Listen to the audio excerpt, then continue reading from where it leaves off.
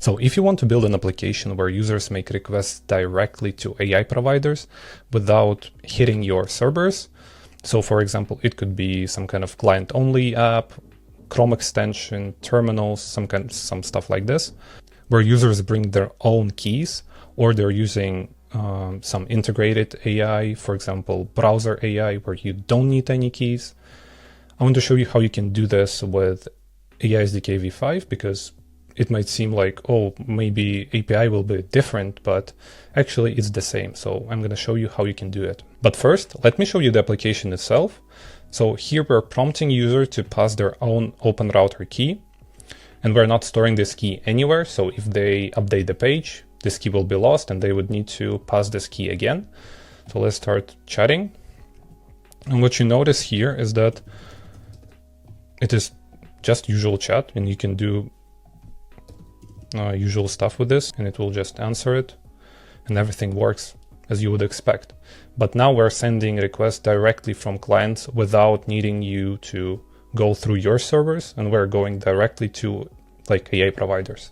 So here's our application. As you can see here, we're storing this API key in state. It's pretty simple. If we don't have a key, we're showing the form. If we have a key, then we're showing the chat interface, and we're passing this key through props. And so to make this logic work, where a user sends requests directly to AI provider, first we need to understand transports. This is the new thing that was introduced in AI SDK v5. What it essentially does is allows you to control how you send messages and how you receive them. Usually what you would do is to just call new default transport, I believe. Chat transport, exactly. And you would pass here your API. It could be like API/chat. But what we need to do is to initialize our own transport, because we're gonna make requests directly to AI providers. And so what we need to do here, we need to implement two methods.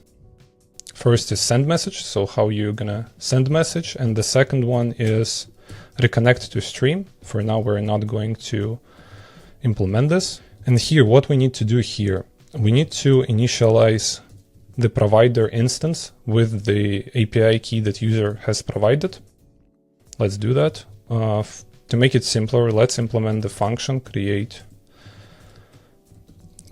provider that will receive API key as a string and return create open router.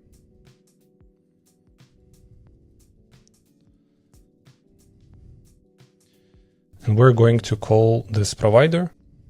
And so you might think like maybe we need to use some other API for this, and we cannot use stream text or generate object, but it's actually much simpler. You can still use the same primitives that you would use on the server. So let's say I need to stream text. I will provide model, provider. Let's put here, I don't know, OpenAI, GPT 4.1. Messages. We need to convert those messages to model messages. Yeah, we need to get these messages like this.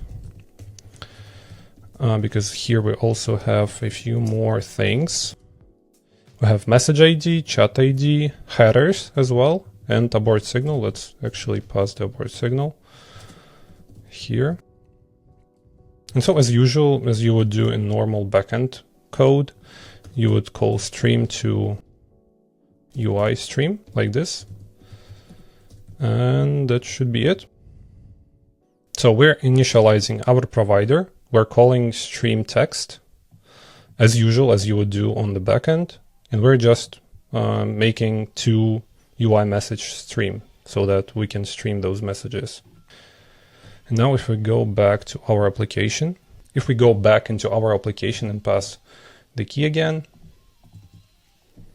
and ask it hello, let's see if it works. and it does. And the reason why I'm covering this, because I had this idea some time ago to create a browser extension, which would be an alternative to Grammarly, but make it open source and make it with bring your own key. And you would use Gemini models because you can use their models for free. They have a free plan. You would pass this key into the browser and you would use it as Grammarly, but with Gemini models that would be for free and it would be open source. And this logic of making requests from the client directly to AI SDK is not to the AI SDK, to AI provider, is very applicable for this specific case where you have client-only application without any servers. So if you found this video helpful, let me know in the comments and I'll see you in the next one.